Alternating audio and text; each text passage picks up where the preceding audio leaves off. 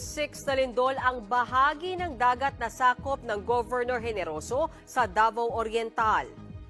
Ay, naku, ito si sabi niya.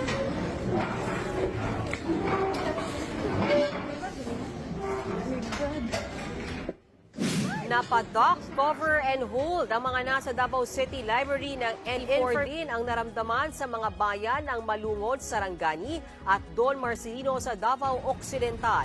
Nagbabala ang PHIVOLC sa posibleng aftershocks. Ayon sa Office of Civil Defense ng Davao Region. Niyanig ng magnitude 6.3 na lindol ang Calatagan, Batangas kanina umaga. Ramdam ang pagyanig sa mga karating nitong probinsya maging sa Metro Manila.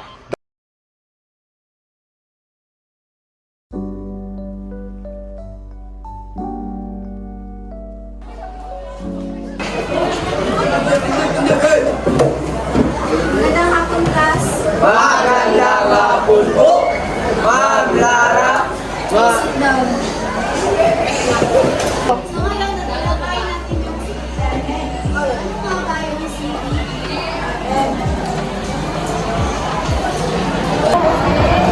Bye! Ay, dito ba?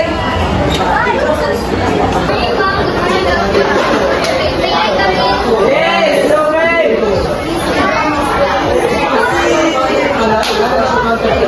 So, balik tayo sa ating article. Ano nga ba yung city?